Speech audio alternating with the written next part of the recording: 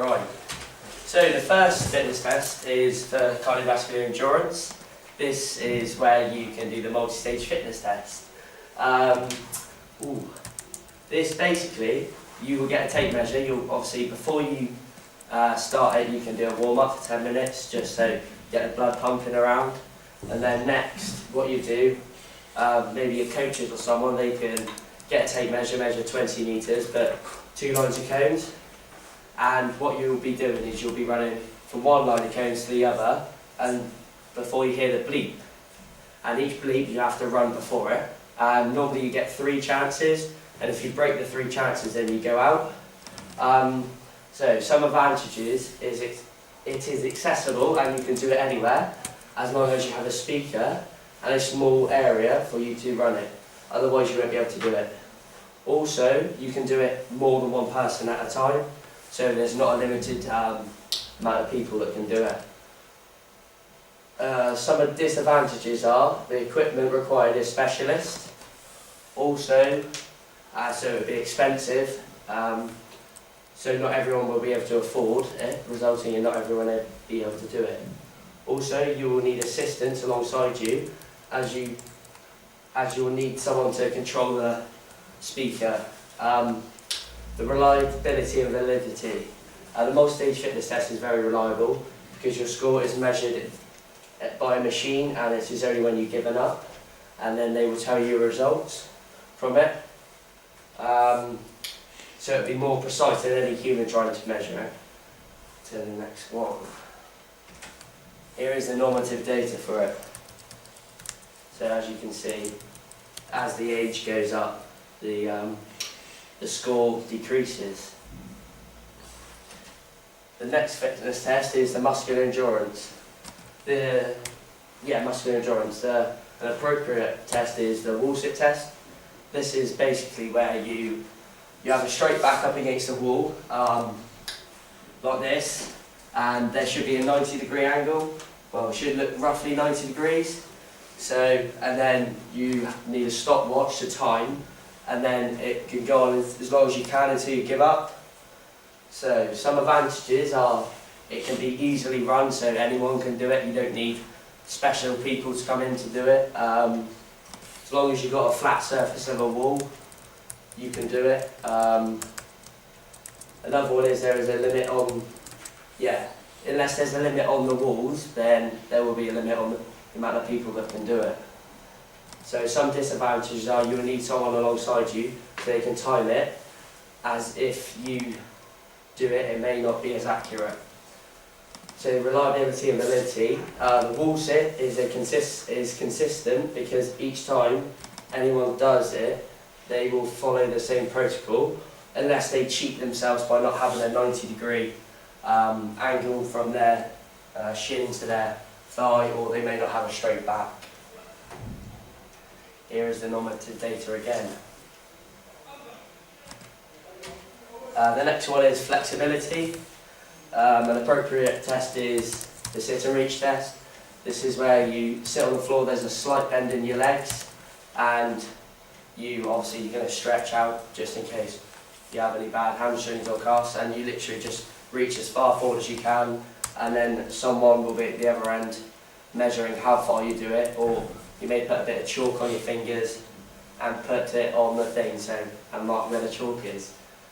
Some advantages is that it's minimal equipment required, therefore it is easier to conduct, meaning most people can do the test.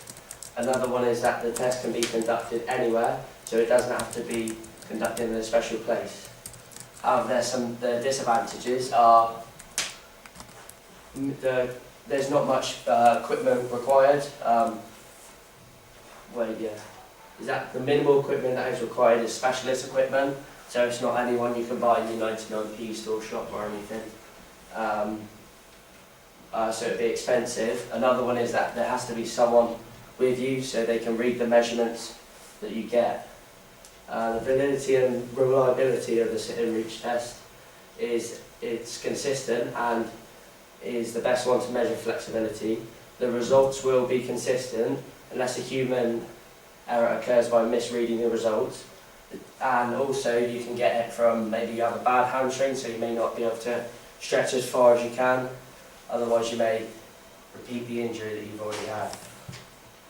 Once again, here's the normative data. The next one is speed. The appropriate test would be the 30-metre sprint test. Before, you should do a good warm-up as always, before all of them, to allow the coaches time to prep the 30 metres distance and get the speed cameras in, if they have the speed cameras.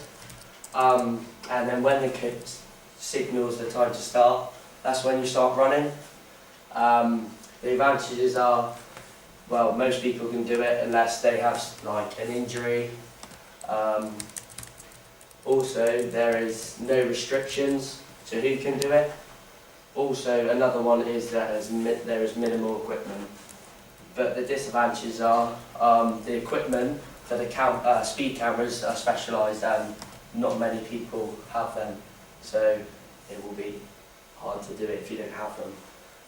The validity and reliability, it is consistent every time, but it doesn't consider the fact that you may still be tired from your previous run, or you may have had a game the previous day and you may still be struggling to recover from it, and also any previous injuries. Here's the normative data. Well, you can't really read it that well. But the next one is power. The fitness test is the sergeant jump. This is basically where you put you stand up against a wall. You get it's a little measure. Put your fingers at the tips of the thing, the measure or the handle, and then you bend down and reach up, and then explode out your legs and touch your top as far as you can. It is the advantages are it's easy to do. Therefore, most people can do it. Also, there is minimal equipment, so it's not a restriction to anyone. The disadvantages are that equipment is specialist. It's not like your basic tape measures or anyone. It's a special tape measure. The reliability and validity. The sergeant jump is very consistent and an easy test to run. So most people will be able to do it, and the results you will get will be consistent unless you get human error or that you don't follow the protocol properly. Here's the normative data again. Body composition. This is the skin fold test. So basically what you do, you have to pinch different places of the body and measure the fatness. The places you can do is the triceps, the subscapular, anterior suprailiac and the bicep. And here is where I got the protocol and the national average, and this,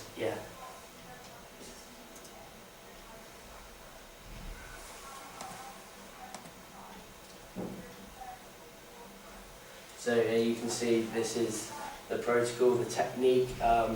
Some places where you can do it, it has ensure the careful things, whatever they call it, I forgot. It has each one where you test it as well, and then this is the normative data for it, I think. Yeah, there's the normative data.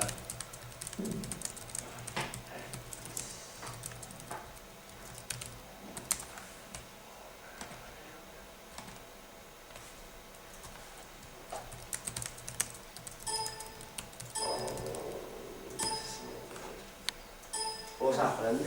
Press the P down the bottom left, and then click on the. Sorry about the delay. Strength. The suitable test is the grip dynamometer. This is where you hold the grip above your head and you'll slowly bring it down, and then by the bottom of it you should be at full strength. So you do it from your head to your waist. You have to do it 3 times, and then just in case you have any anomalous results. The advantages are it's very easy to do, so this means anyone can do it. Also, you can do it anywhere, there's no restrictions. You can do it outside unless obviously it's raining, or inside. Finally, you need very minimal equipment, so it's no stress trying to get it. Disadvantages are the equipment again is specialist and it's not your basic. There's no basic about it, it's very specialist and it's quite rare, so people may struggle to find it. The reliability and validity, the grip dynamometer test is very consistent and it's very efficient, so the test you will get, you may improve your score just because your first one may have been a warm-up, but you should near enough get the same results each time. And here is the normative data. That's it.